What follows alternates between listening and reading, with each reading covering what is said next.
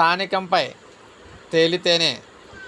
So మనం చూసుకున్నట్లయితే పిఎస్సిలోనే ఈ నెల 20 తర్వాత సమావేశం. మెజారిటీ నేతల అభిప్రాయం మేరకే తుది నిర్ణయం.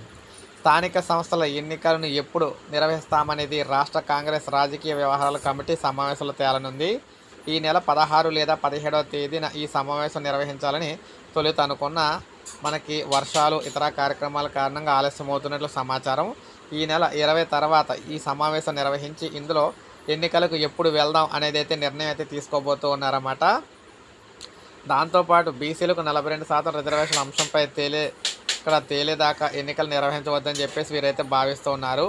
కానీ ఎందుకంటే దానికి సమయం అయితే పడుతుంది కాబట్టి అప్పుడు దాకా ఉంటే కష్టం అని చెప్పేసి భావిస్తూ ఉన్నారు. మళ్ళీని నెలాఖరులోగా మండల కమిటీలు ఏర్పాటు అయితే చేయబోతూ ఉన్నారన్నమాట. ప్రజల మనోగాతపై కూడా ఆరా అయితే తీయబోతున్నారు. స్థానిక సంస్థల ఎన్నికలపై ప్రజల మనోగాతాన్ని కూడా తెలుసుకునేందుకు కాంగ్రెస్ పార్టీ అంతర్గత సర్వే చేస్తున్నట్లు తెలుస్తుంది.